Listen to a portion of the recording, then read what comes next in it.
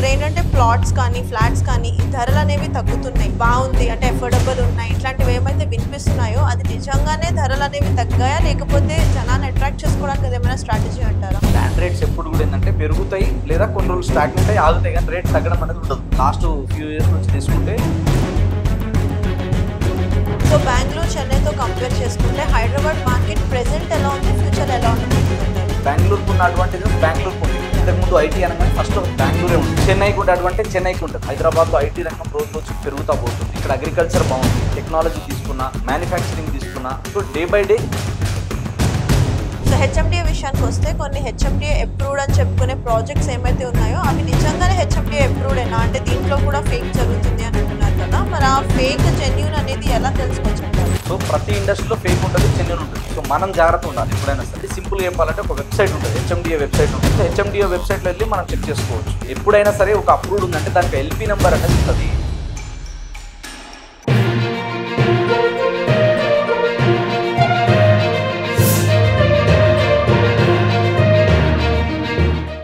Hi, hello, నమస్తే, welcome to social post TV. నేను మీ శ్వేత. సో ప్రస్తుతం మనతో పాటు స్టూడియోలో ఉన్నారు real estate expert Sanjay Nayak గారు. Hello sir. Hello madam. ఎలా ఉన్నారు? Fantastic madam. సార్, రియల్ ఎస్టేట్కి వచ్చేసరికి మనకి అంటే ఒక్కొక్క పూట ఒక్కొక్కటి వింటూ ఉంటాం, అది ఏది జెన్యూన్ ఏది అబద్ధం అనేది మీరే మాకు చెప్పాలి. సో ఇప్పుడు ఇక్కడ ఏంటంటే ప్లాట్స్ కానీ ఫ్లాట్స్ కానీ ఈ ధరలు అనేవి తగ్గుతున్నాయి, బాగుంది అంటే అఫోర్డబుల్ ఉన్నాయి, ఇట్లాంటివి ఏమైతే వినిపిస్తున్నాయో అది నిజంగానే ధరలు అనేవి తగ్గాయా లేకపోతే జనాన్ని అట్రాక్ట్ చేసుకోవడానికి అది ఏమైనా స్ట్రాటజీ అంటారా? ఎక్సలెంట్ పాయింట్ మీరే అన్నారు. జనాల్ని అట్రాక్ట్ చేసుకోవడానికి ఒక స్ట్రాటజీ అంతే. ఓకే. ల్యాండ్ రేట్స్ ఎప్పుడు కూడా ఏంటంటే పెరుగుతాయి లేదా కొన్ని రోజులు స్టాగ్నెంట్ అయ్యి ఆగుతాయి, కానీ రేట్ తగ్గడం అనేది ఉండదు. సో ఇప్పుడున్న మార్కెట్ ఏంటంటే మనం లాస్ట్ ఫ్యూ ఇయర్స్ నుంచి తీసుకుంటే మార్కెట్ మరీ అగ్రెసివ్ గా ఇట్లా ఎగిలిపోలేదు. అంటే బూమ్ అనేది తగ్గింది. లాస్ట్ ఒక 2-3 ఇయర్స్ నుంచి మార్కెట్ కొంచెం స్లో డౌన్ గానే నడుస్తుంది, సర్వైవ్ అవుతుంది. ఇంకా స్కేల్ అవ్వలేదు, సర్వైవ్ అయితే అవుతుంది. సో ఈ సర్వైవ్ అవుతున్న టైం లేదంటే మార్కెట్ ప్రైస్ లో కాంపిటీటర్ ని బేస్ చేసుకొని వాళ్ళకి వచ్చే ప్రాఫిట్ లో రూపాయి తగ్గించుకోవడం కానీ, లేదా కొన్ని ఎక్స్ట్రా బెనిఫిట్స్ లేదా కొన్ని ఎక్స్ట్రా ఎమ్యూనిటీస్ ఇచ్చి కానీ, లేదంటే కొంచెం వాళ్ళకి కావాల్సిన ఏవైతే కస్టమర్స్కి ఏవైతే రిక్వైర్మెంట్ సంబంధించినవి ఉంటాయో కొన్ని ప్రొవైడ్ చేస్తూ, లేదా కొంచెం ప్రైస్ విషయంలో కొంచెం టెంప్ట్ అయ్యేటట్టు కొన్ని ఆఫర్స్ డిస్కౌంట్స్ పెట్టి సేల్ చేస్తారు తప్ప మార్కెట్లో ప్రైజెస్ ఎక్కడ కూడా పడిపోలేవు.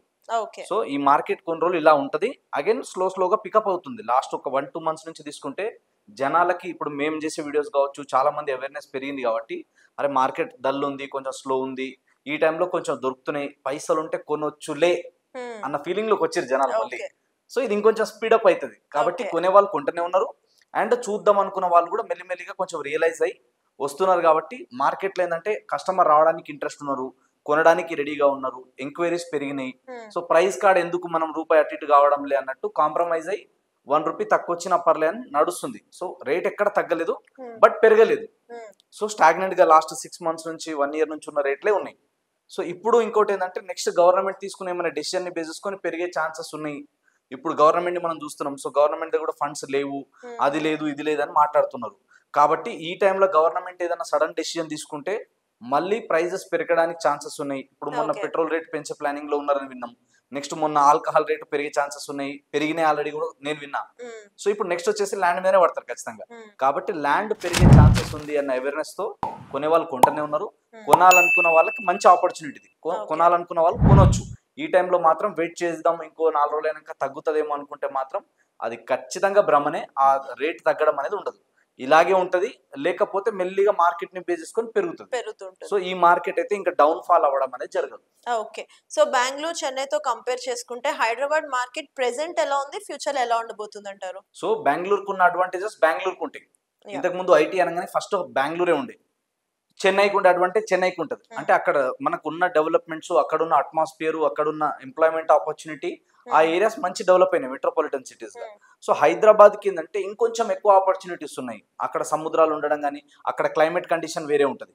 ఇక్కడ వచ్చేసింది మనకి క్లైమేట్ కండిషన్ చాలా సూటబుల్ ఉంటుంది ఎవరికైనా సరే. దాంతో ప్రకారం ఇంకోటి ఏంటంటే ఐటీలో మనం లాస్ట్ 10 years లో తీసుకుంటే ఆల్రెడీ మనం బెంగళూరుని బీట్ చేసి ముందుకు వచ్చేసినాం. సో ఇప్పుడు మార్కెట్ అంతా కూడా ఏంటంటే హైదరాబాద్ సైడ్ ఉంది. హైదరాబాద్ లో ఐటీ రంగం రోజు రోజుకి పెరుగుతా పోతుంది. ఇక్కడ అగ్రికల్చర్ బాగుంది, ఇక్కడ రీసోర్సెస్ పరంగా తీసుకున్నా, ఫార్మా పరంగా తీసుకున్నా, టెక్నాలజీ తీసుకున్నా, మ్యానుఫ్యాక్చరింగ్ తీసుకున్నా, సో డే బై డే వీటన్నిటిలో చేంజెస్ వస్తున్నాయి అనమాట.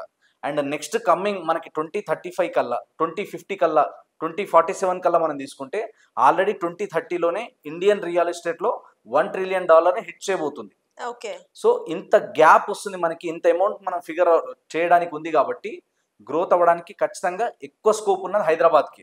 సో హైదరాబాద్లో ఏంటంటే కంపేర్ టు బెంగళూరు తీసుకుంటే కాస్ట్ ఆఫ్ లివింగ్ కొంచెం తక్కువ ఉంటుంది. అండ్ అదే విధంగా తీసుకుంటే సేఫ్టీ సెక్యూరిటీ పరంగా కూడా ఇలా హైదరాబాద్ అనేది నెంబర్ 1 ప్లేస్లో ఉంది. సో ఇలా మనకి చెప్పుకుంటూ పోతే చాలా కేసెస్ ఉన్నాయి కాబట్టి, చాలా ఆపర్చునిటీస్ ఉన్నాయి కాబట్టి వాటితో ఆల్రెడీ చూసినాం. బెంగళూరు డెవలప్మెంట్ అవ్వడం చూసినాము, తర్వాత చెన్నై డెవలప్మెంట్ అవ్వడం చూసినాము, తర్వాత ముంబై డెవలప్మెంట్ అవ్వడం చూసినాం. ఇప్పుడు నెక్స్ట్ డెవలప్మెంట్ అయ్యేది ఎక్కువ స్కోప్ ఉన్న పొటెన్షియల్ ఉన్న ఏరియా ఏదైనా ఉందంటే దట్ ఈస్ ఖచ్చితంగా హైదరాబాద్. కాబట్టి హైదరాబాద్ కి వాటితో కంపేర్ చేయాల్సిన అవసరం లేదు. సో ఇందాక మీరు అన్నట్టు హైదరాబాద్ మార్కెట్ ఇప్పుడు సర్వైవ్ అవుతుంది, స్లోగా మళ్ళీ మార్కెట్ అందుకునే ఛాన్సెస్ ఉన్నాయి అంటున్నారు. కానీ ఫర్దర్ గా మార్కెట్ అనేది ఇంకా తగ్గిపోయే ఛాన్స్ ఉంది అని అంటున్నారు. మరి ఇది ఎంతవరకు నిజం? ఎప్పుడైనా కానీ ఏరియా ఎప్పుడు మీరు అన్నట్టుగా తగ్గిపోతుంది, పడిపోతుంది రేట్లు అంటే అక్కడ ఎంప్లాయ్మెంట్ ఆపర్చునిటీ లేకపోతే పడిపోతుంది, అక్కడ రెవెన్యూ పుట్టకపోతే పడిపోతుంది, అక్కడ కొత్త జనాలు రాకపోతే పడిపోతుంది, అక్కడ టూరిజం డెవలప్మెంట్ అవ్వకపోతే పడిపోతుంది, అక్కడ కొత్త ఇన్ఫ్రా రాకపోతే పడిపోతుంది. అవన్నీ హైదరాబాద్కు ఉన్నాయా? హైదరాబాద్ ఇన్ఫ్రాలో పెరుగుతుంది, టెక్నాలజీలో పెరుగుతుంది, మ్యానుఫ్యాక్చరింగ్లో పెరుగుతుంది, జనాలు రావడం. అంటే రీసెంట్గా నేను చదివిన కొన్ని ఆర్టికల్స్ కూడా ఏం చెప్తున్నాయంటే నెక్స్ట్ 10 yearsలో మన తెలంగాణలో మరీ ముఖ్యంగా రూరల్ ఏరియాస్ నుంచి అర్బన్ ఏరియాస్కి, సిటీస్కి, మెట్రోపాలిటన్ సిటీస్కి రావడానికి మైగ్రేషన్ పర్సంటేజ్ ఎంత పెరగబోతుంది అంటే అరౌండ్ 40% పెరగబోతుంది నెక్స్ట్ కమింగ్ 10 yearsలో. అంటే 10 years మనం ఎగ్జాక్ట్గా మనం తీసుకుంటే ఇప్పుడున్న జనాభా 1.5 తీసుకుంటే హైదరాబాద్కి ఇంకో తక్కువ వేసుకుని 50 నుంచి 60 లక్షల జనాభా వస్తున్నారు రాబోయే రోజుల్లో. సో దీన్ని బేస్ చేసుకుని నెక్స్ట్ పెరగడానికి ఎక్కువ స్కోప్ ఉంది. సో ఒకవేళ ఎంప్లాయ్మెంట్ లేదు, డెవలప్మెంట్ అవ్వట్లేదు, అసలు ఏం లేదు అనుకుంటే రేట్లు పడిపోవడానికి జనాలు ఇక్కడ నుంచి మైగ్రేషన్ అవుతారు. కానీ ఇక్కడ అలా లేదు కదా, జనాలు ఇక్కడ కంటిన్యూగా ఫ్లోస్ అవుతూనే ఉంటారు. సో అయ్యప్ప స్వామి గుడికి ఎట్లయితే కొత్తగా కన్యాస్వాములు వస్తూ ఉంటారో అట్లా హైదరాబాద్కి కొత్త వాళ్ళు వస్తూనే ఉంటారు. దీనికి ఉండే డిమాండ్ ఎప్పుడు దీనికి ఉంటుంది, దాంట్లో ఎలాంటి డౌట్ లేదు. సో హెచ్ఎండిఏ విషయానికి వస్తే కొన్ని హెచ్ఎండిఏ అప్రూవ్డ్ అని చెప్పుకునే ప్రాజెక్ట్స్ ఏమైతే ఉన్నాయో అవి నిజంగానే హెచ్ఎండిఏ అప్రూవ్డ్ ఏనా? అంటే దీంట్లో కూడా ఫేక్ జరుగుతుంది అని అంటున్నారు కదా, మరి ఆ ఫేక్ జెన్యూన్ అనేది ఎలా తెలుసుకోవచ్చు అంటారు? సో ప్రతి ఇండస్ట్రీలో ఫేక్ ఉంటుంది, జెన్యూన్ ఉంటుంది. సో మనం జాగ్రత్త ఉండాలి ఎప్పుడైనా సరే. సో ఫస్ట్ ఏంటంటే ఎవరైనా అప్రూవ్డ్ ఉంది అంటే మనకు అప్రూవల్స్ కాపీస్ ఇమ్మని అడిగితే ఇస్తారు ఖచ్చితంగా.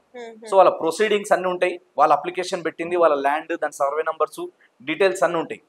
తర్వాత వచ్చేసి ఏంటంటే మనకు ఆల్రెడీ సింపుల్గా చెప్పాలంటే ఒక వెబ్సైట్ ఉంటుంది, హెచ్ఎండిఏ వెబ్సైట్ ఉంటుంది. సో హెచ్ఎండిఏ వెబ్సైట్లో వెళ్ళి మనం చెక్ చేసుకోవచ్చు.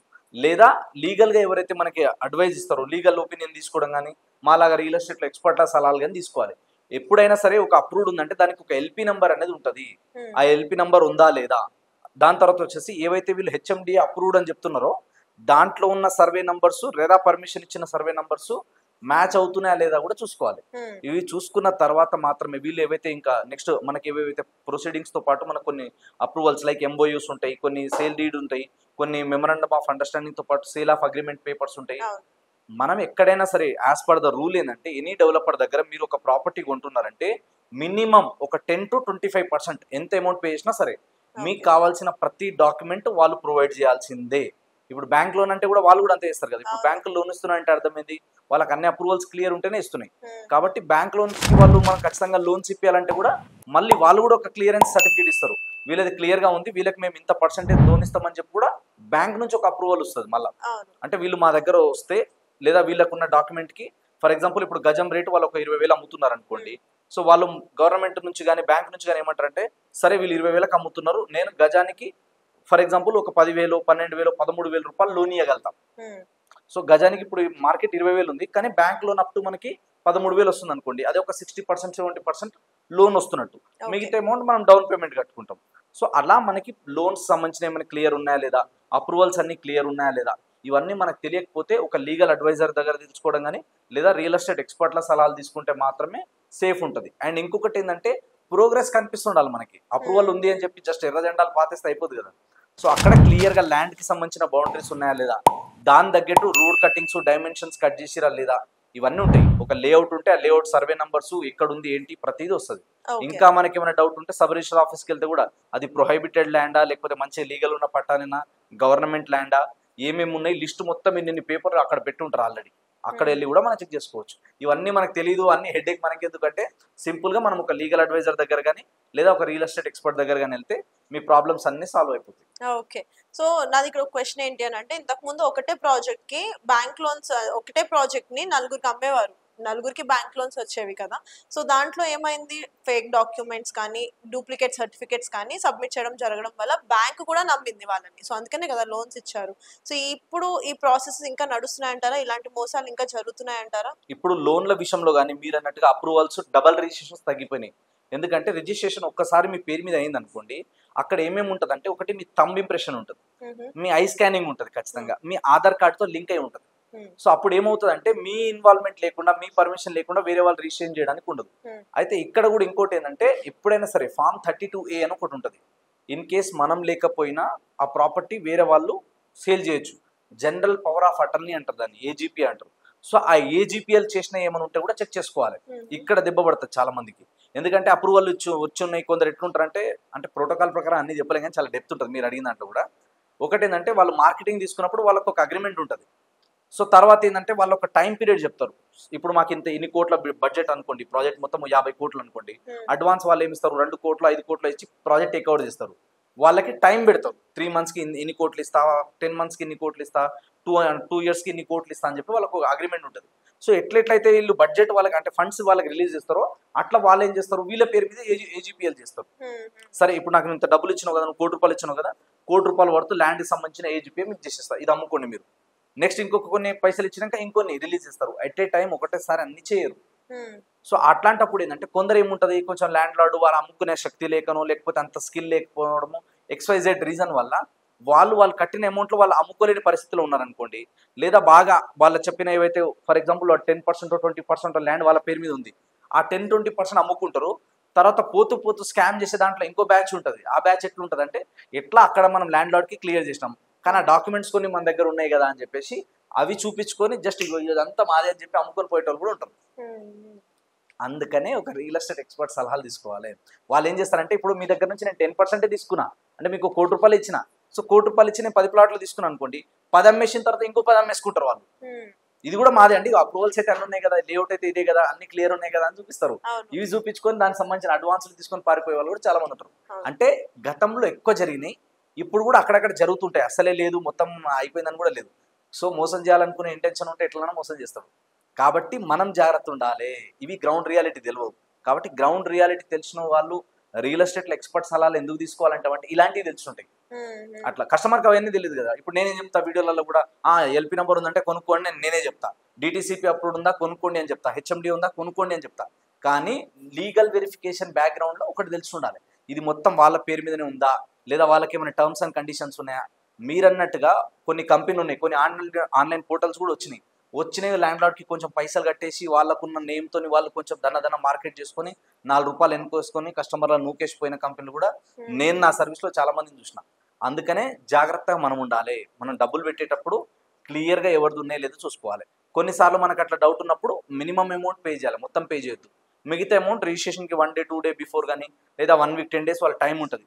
ఆ టైం లోపు మీకు కావాల్సిన డాక్యుమెంట్స్ అన్ని ఇస్తారు. తర్వాత మీకు ఈ టైం కల్లా మేము ఖచ్చితంగా రిజిస్ట్రేషన్ చేసి ఇస్తామని MOU కూడా రాసిస్తారు. ఒక లెటర్ కానీ రాసిస్తారు ఖచ్చితంగా, లేదా బాండ్ కానీ సేల్ ఆఫ్ అగ్రిమెంట్ కానీ చేసిస్తారు. అట్లా ఉంటే మీరు లీగల్గా ఫైట్ చేయొచ్చు. అవేం లేకుండా జస్ట్ బ్లైండ్గా నమ్మి ఇన్వెస్ట్మెంట్ చేస్తే మాత్రం లాస్ అయ్యే ఛాన్సెస్ ఎక్కువ ఉంటాయి. కాబట్టి ఆ జాగ్రత్తలు మనం వహించాలి.